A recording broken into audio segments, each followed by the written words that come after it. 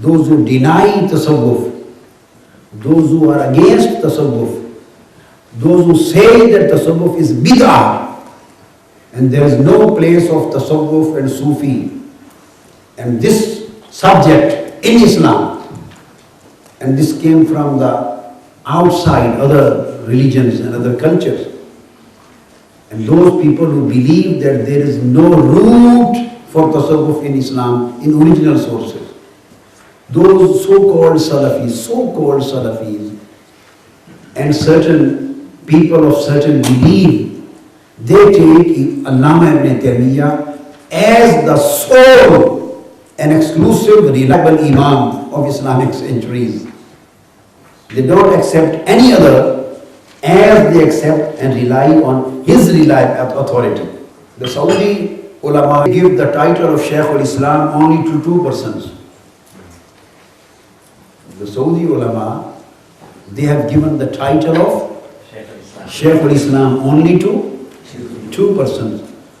First title they have given and they accept it. Many people have also given the same title to him, but they accept as Shaykh al-Islam, and that is Allama ibn Taymiyyah. They don't accept anybody else as Shaykh al-Islam. And the second, Abdul Wahhab al-Najdi, the founder of Wahhabi Aqidah, the founder of Wahhabi movement. The word Wahhabi came from his name. This hasn't come from any part of the world. Wahhabi comes from Muhammad bin Abdul Wahhab. He was from Najd. This was a province, and Riyadh, this capital, is in the province. So they accept him as second Shaykh al-Islam. And the first they accept as Shaykh al-Islam, whom they have Allama ibn Taymiyyah. This is the sole reason I have chosen Allama ibn Taymiyyah. Now Allama ibn Taymiyyah will remain with us on tasawwuf throughout till the end of the lecture.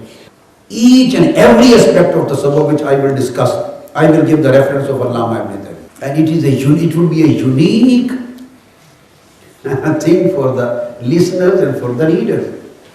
No one in these days of this era can imagine that Allama ibn Taymiyyah would write in favor of tasawwuf. The people don't read the authorities. Even if they had read their own authorities whom they rely upon, they would have changed their minds.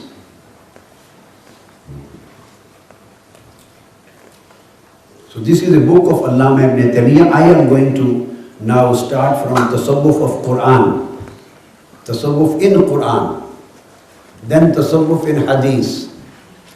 Now for you, I have taken those verses of Holy Quran. I have mentioned those verses in my own books, many books, but just in order to keep Allama ibn Taymiyyah along with us in the discussion, I am taking those verses of Holy Quran from his books. I am substantiating with Holy Quran, but taking the verses from his books, so that you understand what is his belief in tasawwuf. So this is his book. His name is Al-Furqan Bayna Auliya Rahman wa Auliya Shaitan.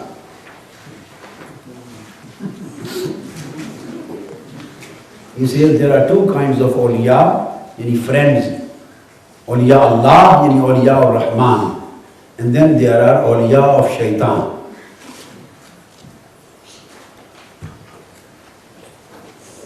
And there are many people doing the jinn work here and magic work. And your parents are very fond of those people. Interested in jinn work and magic work. Any lady meets me and comes to me for dua, first of all, instead of asking from me what has happened to her, she tells me, "Mujhe jinn lage hue." Any lady comes to me. So it means the diagnosis has been done by the patient himself. Now they say to doctors, "Now you give the treatment, this is the diagnosis." What should I do then? I said, "I don't believe that aapko jinn lage hue." This is their business. They are running their shops and they are running their business. You go with any problem to them, they have nothing to say except jinn and magic. No third option is available to them.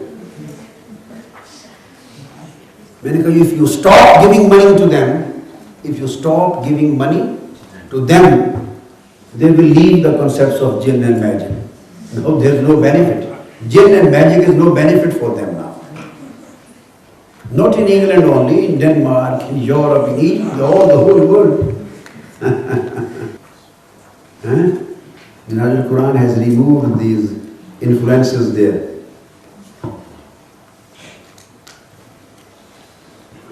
So we are referring from this book, but in fact keep in mind, I am not giving his references, I am just discussing the tasawwuf in Quran.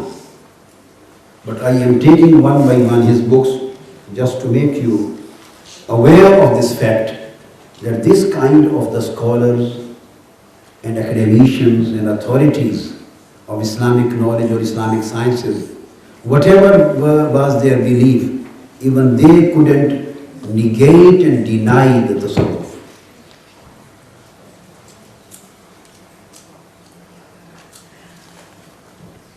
So first of all he mentions the verse, because when you purify yourself and you become a sincere servant of Almighty Allah, so you gain the servanthood, you achieve the servanthood, abdiyya. And when you achieve the true servanthood, you became the lover of Almighty Allah. You became His muhib, His lover. And He starts loving you. So you become His beloved. So when this relationship of love based on sincerity is established between Almighty Allah and His true servant, He makes him His friend and includes him in the company of Auliya. So tasawwuf takes you by purifying yourself and includes you in the company of the Ibadullah, the true servants of Allah, and then tasawwuf promotes you to become the friend of Almighty Allah and includes you in the company of Auliya Rahman, Auliya Allah. So wherever you find the subject of Auliya Allah, this is what tasawwuf tells you to become. Tasawwuf leads you to this stage, step by step, by fulfilling all the needs and requirements of the path. So he mentions, Ala inna awliya Allah la khawfun alayhim wa la hum yahzanun. This is in Surah Yunus, verse 62. Verse 62. Almighty Allah says, indeed, be aware of the fact.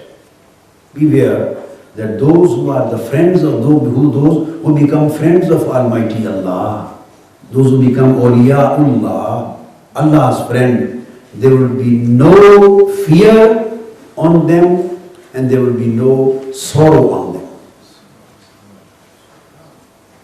They become free of every kind of fear and sorrow except fear of Allah.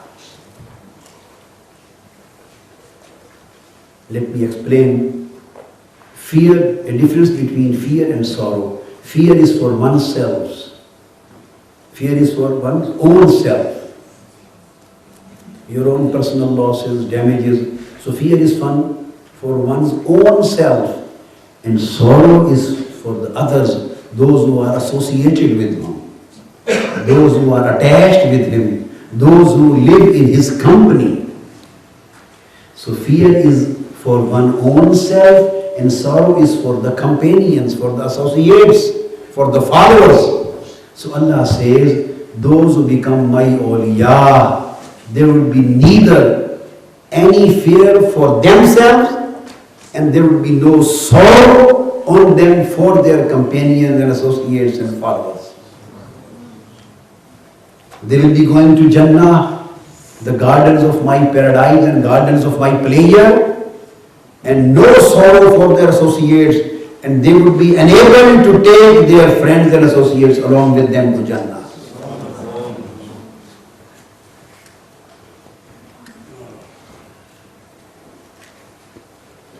So he has mentioned many verses of Holy Quran on the concept of Hidayah,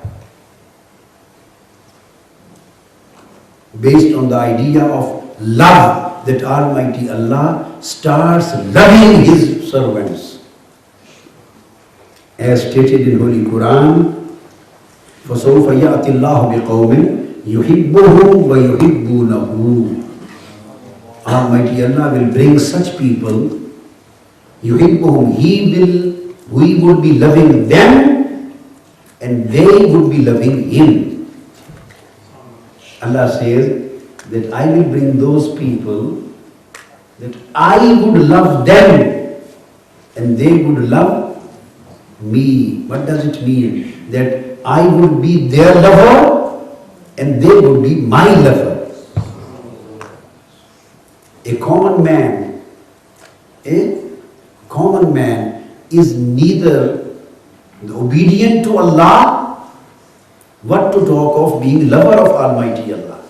A common man does not become a true obedient, does not become a true servant to Almighty Allah. He is not following the teachings and commandments of Almighty Allah. And the level of becoming the lover of Allah is quite higher. So Allah says that there are some people who become my lover, but before they become my lover, I chose them. Why? Because of their purity, because of their sincerity, because of their true loyalty with me, because of their true humbleness, because of their true humility, because of their true fear, because of their true hope with me and desire for me, because they are always willing and wishing for my nearness, for my company. Because of their good intentions and purity of their heart, what I do, I start loving them. Before man loves Allah, Allah starts loving them. He starts from loving them. So the beginning is Allah's love for the man. And then the man is honored by being enabled to love Almighty Allah.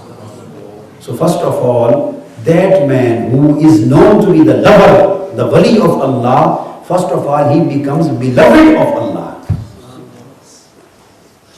This is the other way around. This is his kindness. This is his being compassionate, being merciful. Why he starts loving the man? He looks at his heart. Inna Allah yanzuru ila qulubikum wa niyyatikum. Allah says, I don't just see at your acts and deeds and your faces and your apparent personalities. No, I look at your hearts. And I look at your motives, and I look at your intentions, and I look at your desires. And I see what is the state of your heart. If I see the purity for what?